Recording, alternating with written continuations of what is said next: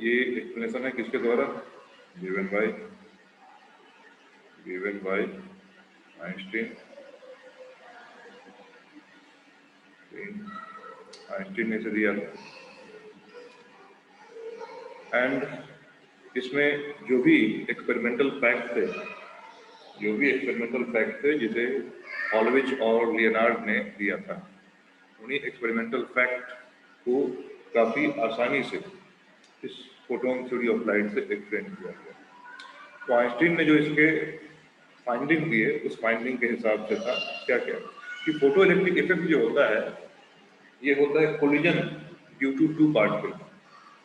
Photo electric effect मतलब metal से electron का निकलना जो होता है ये मेनली होता है कोलिजन ऑफ टू पार्टिकल, जिसमें से एक पार्टिकल जो होता है वो तो एनर्जी का पार्टिकल होता है जो फोटोन होता है, और दूसरा पार्टिकल जो होता है वो इलेक्ट्रॉन होता है। ठीक है, इस कोलिजन के दरमियान में इलेक्ट्रॉन जो है इस कोलिजन के दरमियान में फोटोन, जैसे मान लो ये हम मेटल सरफेस ले लिए, ये मेटल सरफेस ले लिए और यहाँ पे बहुत सारे इलेक्ट्रॉन्स हैं, इस सरफेस पे बहुत सारे इलेक्ट्रॉन्स हैं।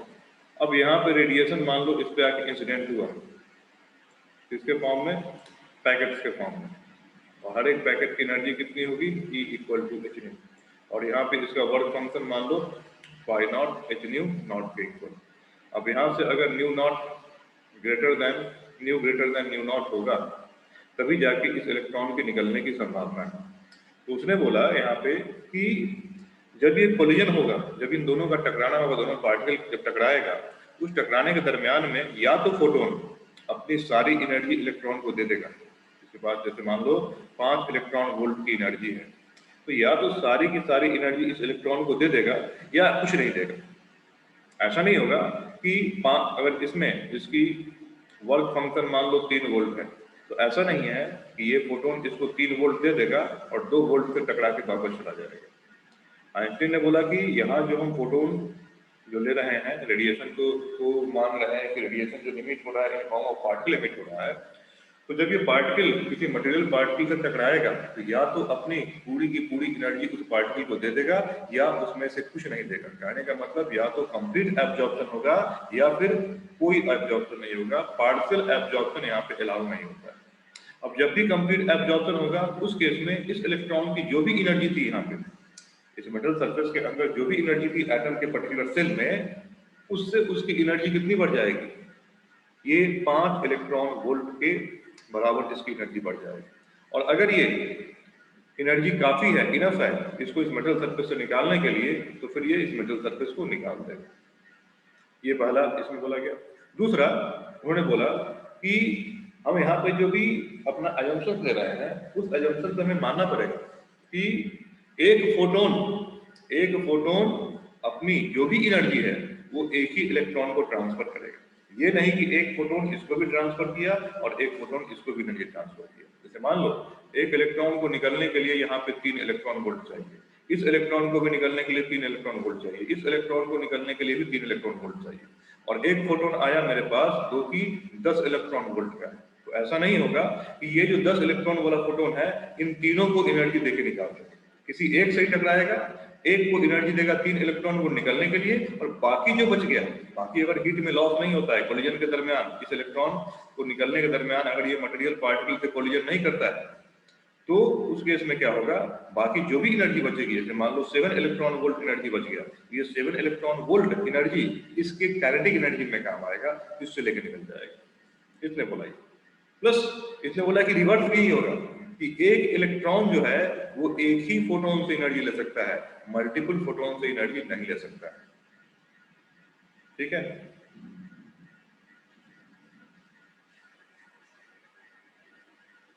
किससे 7 इलेक्ट्रॉन वोल्ट पार्टिकल किससे स्ट्राइक करे, किससे 7 इलेक्ट्रॉन वोल्ट किससे स्ट्राइक करेगा, किससे? हाँ मतलब देखो जैसे यहाँ पे आया ना कि एक फोटोन आया उसके पास 10 इलेक्ट्रॉन वोल्ट है, समझो स्ट्राइक कौन कर रहा है, फोटोन स्ट्राइक कर रहा है। तो समझो कि एक फोटोन आया, जैसे यहाँ पे देखो एक इलेक्ट्रॉन मान लो यहाँ था एक इलेक्ट्रॉन उसके बगल में और एक इलेक्ट्रॉन उसके बगल में। फोटोन आया, यहाँ पे फोटोन आया, इस रेडिएशन से आया, इसके पास 10 इलेक्ट्रॉन वोल्ट की एनर्जी थी, और इसको निकलने के लिए 3 इलेक्ट्रॉन वोल्ट, इसको निकलने के लिए 3 इलेक्ट्रॉन वोल्ट, इसको निकलने के लिए 3 इलेक्ट्रॉन वोल्ट। अब देख सकते हो इन तीनों को कंबाइनली मिला के कितना है, 9 इलेक्ट्रॉन वोल्ट। ये इस फोटोन में एनर्जी है। तो ऐसा होना चाहिए ना कि एक फोटोन गिरा और 3 इलेक्ट्रॉन निकला, नहीं, ऐसा नहीं होगा। जब एक फोटोन जाएगा तो वो एक ही इलेक्ट्रॉन से टकराएगा, इन तीनों से नहीं टकराएगा, इसमें से किसी एक से ही टकराएगा और एक को अपनी सारी एनर्जी दे देगा। अब जैसे कि यहाँ पे इस इलेक्ट्रॉन को इस मेटल सरफेस से आजाद होने के लिए 3 इलेक्ट्रॉन वोल्ट चाहिए, तो मतलब उसका वर्क फंक्शन है 3 इलेक्ट्रॉन वोल्ट का। लेकिन अब जब ये इस मेटल सरफेस से निकलेगा तो हो सकता है निकलने के दरमियान में वो इस सरफेस के जो और पार्टिकल होंगे उससे टकराएगा, तो उसमें भी एनर्जी चाहिए।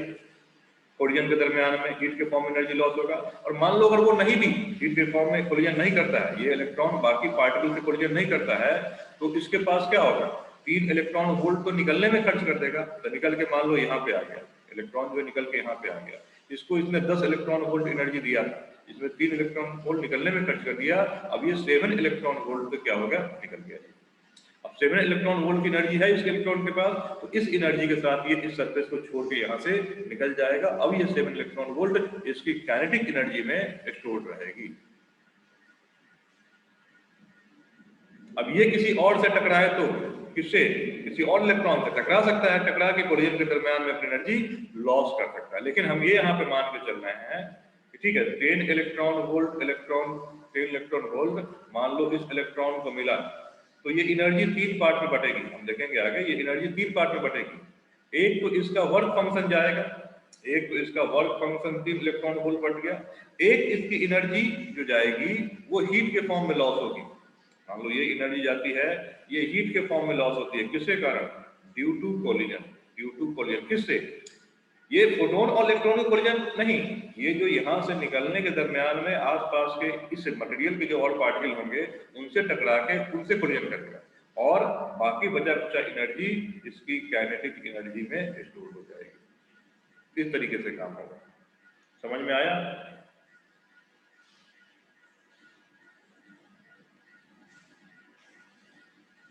ओके, तो सबसे पहला पॉइंट इसी को लिखना है। जो सबसे पहला एक्सप्लेनेशन दिया गया आइंस्टीन के द्वारा, इसमें इसी को लिखना है कि फोटो इलेक्ट्रिक इफेक्ट जो है, फोटो इलेक्ट्रिक इफेक्ट प्रोसेस जो है, ये 2 पार्टिकल कोलिजन प्रोसेस है। इसमें एक मटेरियल का पार्टिकल और एक रेडिएशन का पार्टिकल आपस में कोलाइड करता है। इस कोलिजन के दरमियान में या तो फोटोन कंप्लीटली क्या हो जाएगा, एब्जॉर्ब हो जाएगा, या फिर इसका कोई एब्जॉर्प्शन नहीं होगा, पार्शियल एब्जॉर्प्शन अलाउ नहीं है यहाँ पे।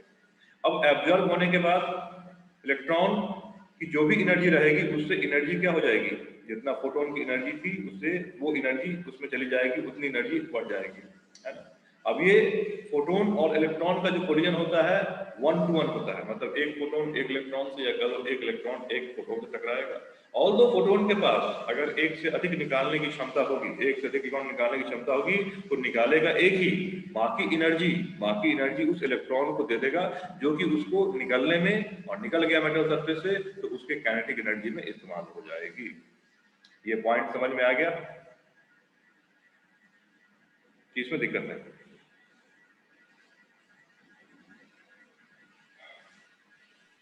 यस सर, आ गया। ओके, तो इस पॉइंट को लिख लेना है कि बोला आइंस्टीन ने कि the photo electric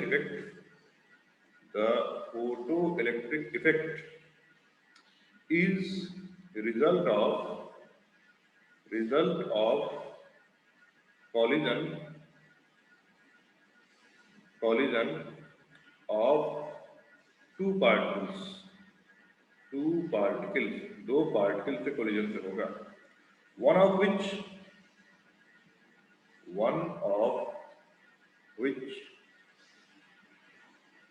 is a photon of incident radiation,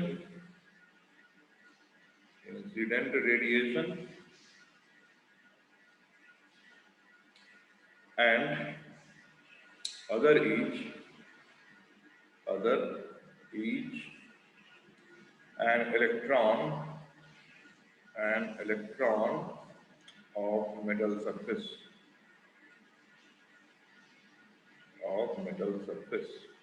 ठीक है। देखेंगे फिर आगे इसमें कि इस कॉलिजन में, in this collision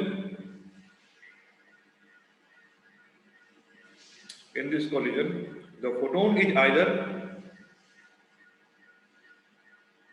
the photon is either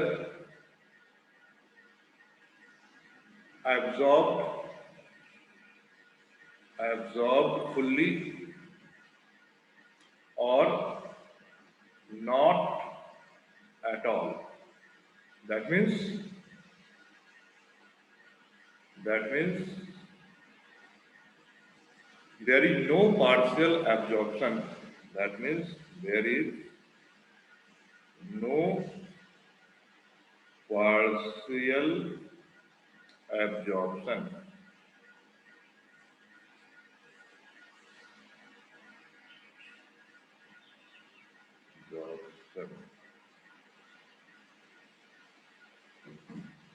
ठीक है।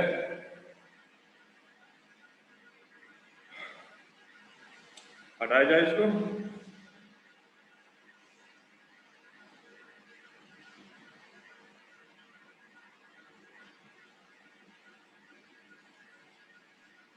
Yes sir.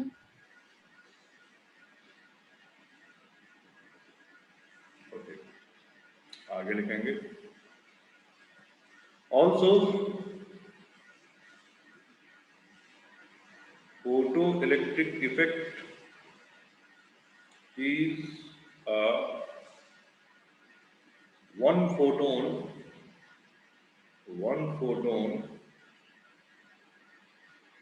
one electron phenomenon. One electron phenomenon,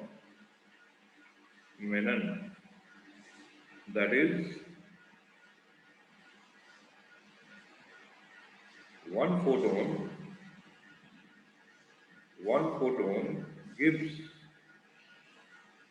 energy to one electron only, or one electron takes energy from one photon only.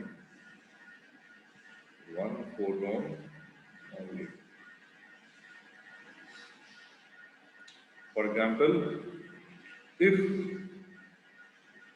photon has energy to strike off more than one electron, then it can only strike off one electron with excess energy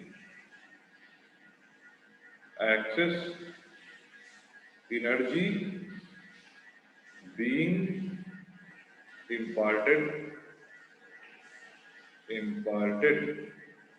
as kinetic energy of electron.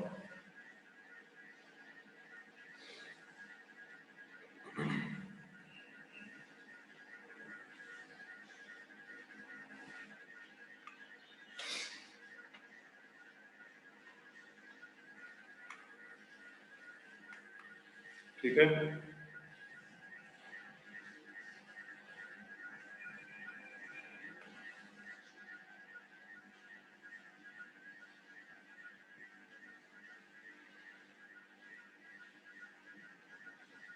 हटाया जाए इसको।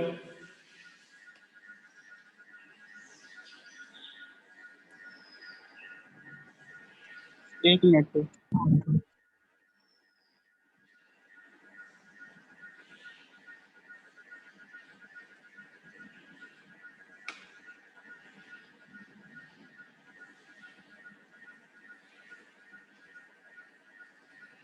Okay, तो Einstein ने फिर यही चीज propose किया, बोला कि भाई अगर तुमको फोटो इलेक्ट्रिक इफेक्ट को एक्सप्लेन करना है तो मैं जो बातें बोल रहा हूँ, मेरा जो फोटोन थ्योरी ऑफ लाइट है उसके हिसाब से जो मॉडल है, जो ऑब्जर्वेशन है, उसे तुम्हें मानना पड़ेगा।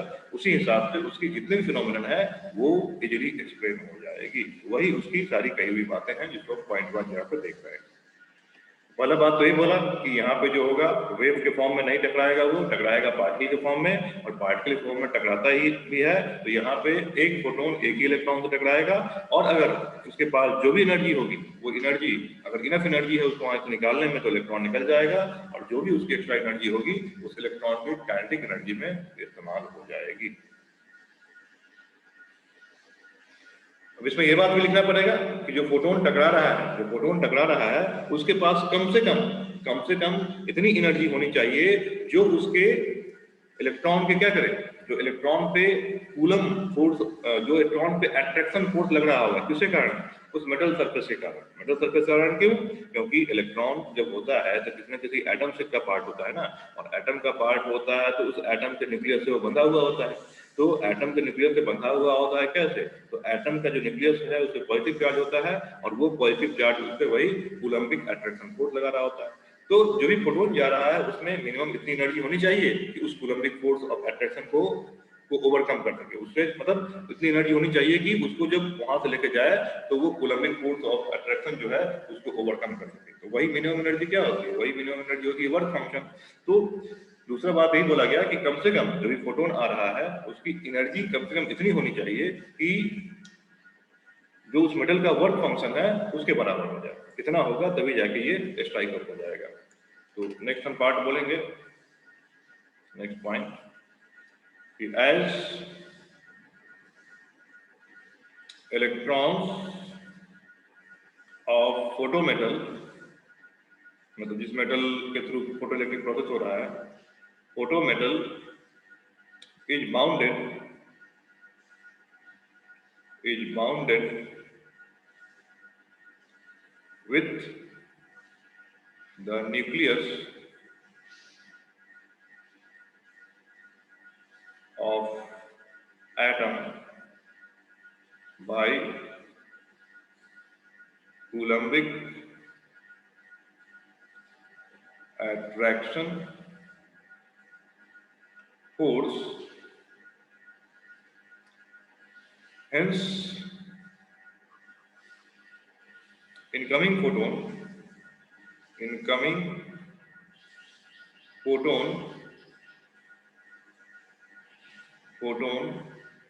must have minimum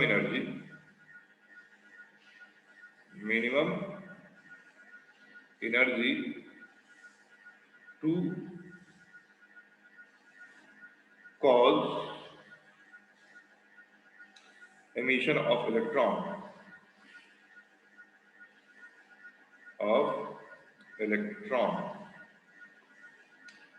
and ये जो एनर्जी होती है किसके इक्वल हो जाएगी? This minimum energy known as work function. This minimum energy is known as work function, जिसे हम phi नॉट और W नॉट से डिनोट करेंगे। तो यहाँ पे phi नॉट जो हो जाएगा वो हो जाएगा h न्यू नॉट या फिर hc लैम्डा नॉट। यहाँ पे न्यू नॉट क्या है? तो इसी को बोला जाएगा थ्रेशोल्ड फ्रीक्वेंसी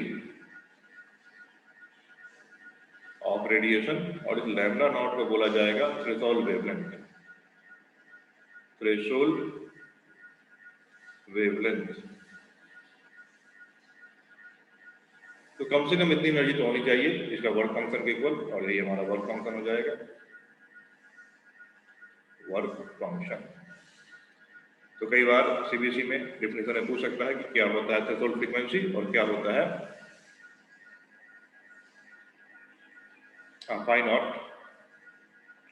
है फाई नॉट और डब्ल्यू नॉट यहाँ लिख देते हैं। ये जो है ना यहाँ पे ये है फाई नॉट और डब्ल्यू नॉट।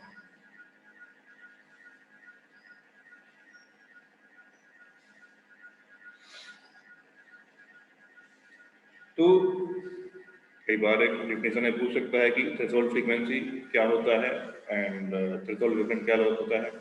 तो थ्रेशोल्ड फ्रीक्वेंसी को कैसे डिफाइन किया जाएगा?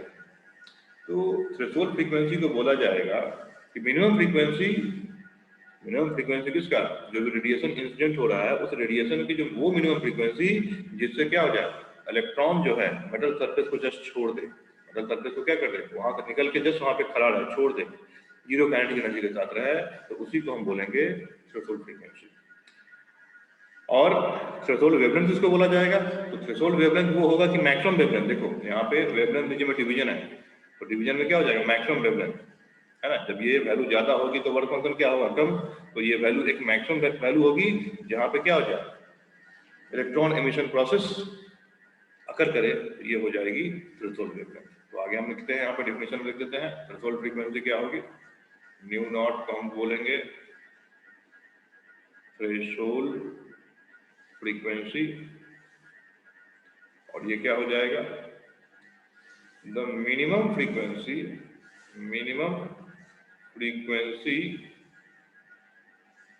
of incident radiation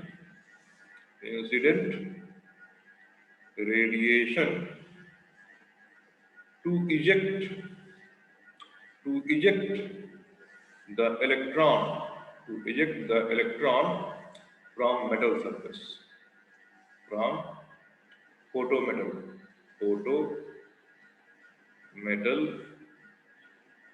surface is defined as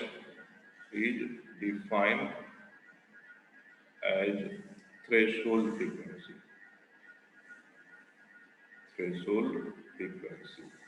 and lambda naught is बन जाएगा threshold wavelength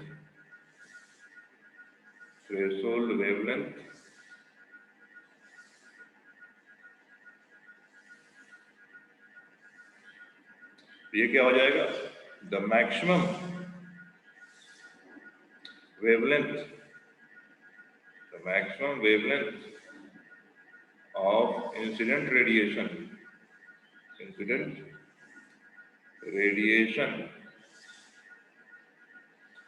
required to eject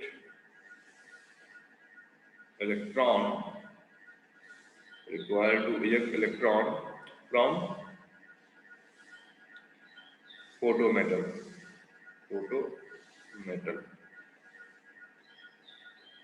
ठीक है, अब क्लियर सी बात है कि अगर इंसिडेंट रेडिएशन की फ्रीक्वेंसी लैम्डा नॉट से कम होगी तो इसका मतलब क्या होगा, नो एमिशन ऑफ इलेक्ट्रॉन, चाहे इंटेंसिटी कितनी भी ज्यादा क्यों ना हो।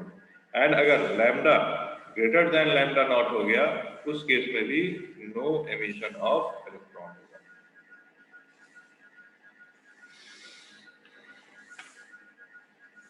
क्लियर है ये?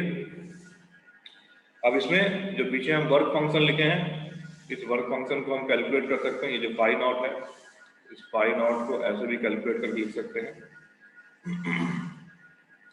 hc की वैल्यू कितनी हो जाएगी, तो hc की वैल्यू 2 × 10⁻⁻25 और लैम्डा नॉट अगर मीटर में होगा तो ये जूल में हो जाएगा, और यही वैल्यू अप्रोक्स 12400 लैम्डा नॉट क्या होना चाहिए, एंगस्ट्रॉम में होना चाहिए। तो ये वैल्यू कितनी हो जाएगी, इलेक्ट्रॉन वोल्ट में हो जाएगी।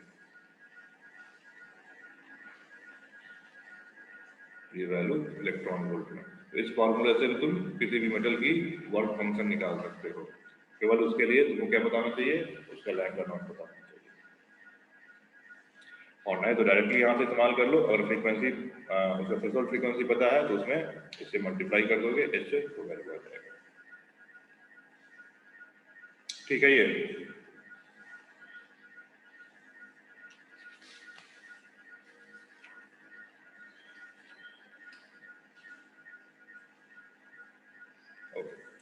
नेक्स्ट क्या कि वही जो रेडिएशन इंसिडेंट हो रहा है, जो फोटोन इंसिडेंट हो रहा है, उसकी एनर्जी का इस्तेमाल कैसे होगा? उसकी एनर्जी का इस्तेमाल 3 पार्ट में होगा। एक पार्ट तो वर्क फंक्शन में इस्तेमाल हो जाएगा, दूसरा पार्ट उस इलेक्ट्रॉन को वहां से निकालने में, वर्क फंक्शन मतलब क्या है? उस एटम से निकालने में। वर्क फंक्शन है कि जिस एटम में वो इलेक्ट्रॉन फंसा होगा उससे निकालने में। दूसरा क्या है कि जिस मेटल सरफेस में फंसा होगा वहां से एटम्स तो निकाल लिया, लेकिन उसके आसपास दूसरे एटम होंगे, आयंस होंगे, उसके टकराने के दरमियान में कुछ एनर्जी खर्च हो सकती है। दूसरा जो है एनर्जी का पार्ट इस्तेमाल हो जाएगा कहाँ पे? उसकी कोलिजन में। एंड तीसरा एनर्जी जो बच जाएगा वही काइनेटिक एनर्जी में इस्तेमाल होगा। तो ये सिंपल सी बात जो है आइंस्टीन ने बताई और इसी को मैथमेटिकल फॉर्म में लिखा, तो वही बन गया आइंस्टीन का सबसे रिनाउंड वो फोटो इलेक्ट्रिक इक्वेशन बन गया। तो नेक्स्ट अब हम लिखेंगे कि the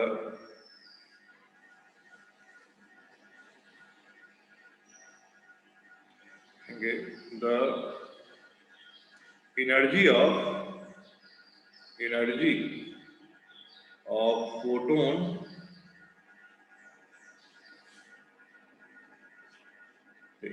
photon utilize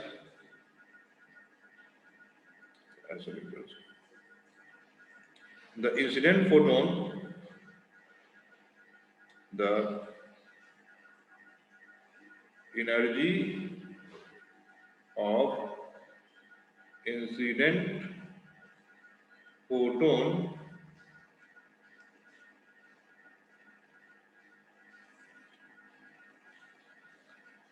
utilized by electron in following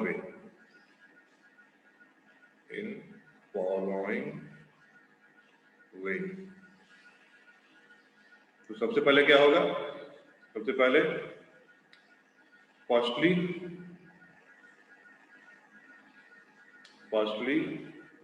in getting the electron released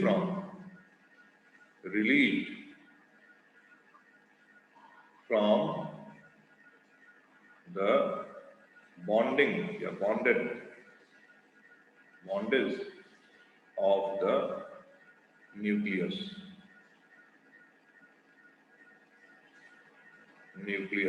ये कौन सा हो जाएगा? ये हमारा वर्क फंक्शन फाइंड आउट हो जाएगा। नेक्स्ट क्या होगा? उसके बाद क्या होगा? देन किसमें होगा? Energy lost in collision before emission. ये होगा energy lost in collision before emission. इसका नाम हम लोग क्यू दे देते हैं। एंड फाइनली बाकी जो बचा हुआ काइनेटिक एनर्जी ऑफ इलेक्ट्रॉन, जिसको हम लोग के नाम से बोलेंगे। तो कहने का मतलब है ये कि जैसे मान लो एग्जांपल ले लें कि ये मेटल सरफेस है, इसमें इलेक्ट्रॉन्स हैं और एक फोटोन आके किसी इलेक्ट्रॉन से टकराया, ये फोटोन आके टकराया। अब इसने एनर्जी कितना E = h न्यू दिया और यहाँ पे वर्क फंक्शन फाई नॉट है, मतलब h न्यू नॉट है। और यहाँ कहेंगे कि h ये न्यू जो है frequency of incident radiation greater than frequency of क्या है? थ्रेशोल्ड फ्रीक्वेंसी है। तो ये इलेक्ट्रॉन जो है, इस इलेक्ट्रॉन की जो एनर्जी खर्च होगी, अब ये यहाँ पे एक एनर्जी तो वर्क फंक्शन में चली जाएगी, एक एनर्जी Q कहाँ पे? इसको यहाँ से मान लो यहाँ गया, इधर गया, इधर टकरा, इधर गया, ऐसे निकलेगा और फिर बच गया जो एनर्जी है वो काइनेटिक एनर्जी में रह जाएगा। इसका मतलब हम लिख सकते हैं कि यहाँ से जो h न्यू होगा वो हो जाएगा phi naught plus Q, phi naught plus Q plus कितना हो जाएगा काइनेटिक एनर्जी। ठीक है, और यही इक्वेशन जो है देख सकते हो, इतना सिंपल सा इक्वेशन, यही इक्वेशन, इसी इक्वेशन के लिए आइंस्टीन को नोबेल प्राइज मिल गया था। बस यही इक्वेशन के लिए आइंस्टीन को नोबेल प्राइज मिला था। This is known as, this is known as Einstein equation of photoelectric effect। तो ऑब्वियस है, क्या ये एनर्जी, क्या ये इक्वेशन कंजर्वेशन ऑफ एनर्जी को के हिसाब से है कि नहीं है, कि लाइट की एनर्जी किसमें कन्वर्ट हो जाएगी, लाइट की एनर्जी यहाँ पे इलेक्ट्रिक एनर्जी में कन्वर्ट हो जाएगी, और कुछ एनर्जी जो है हीट में लॉस हो सकती है ना। तो हम कह सकते हैं कि यहाँ जो this equation is in accordance with conservation of energy. अब ये सब देखो, यही सारी बात है।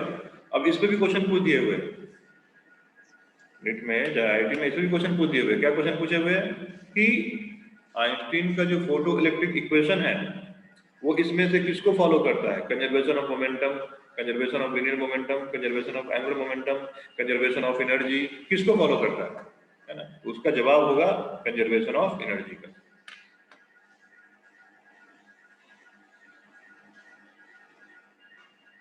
यही बजना है कि और पीछे वाला।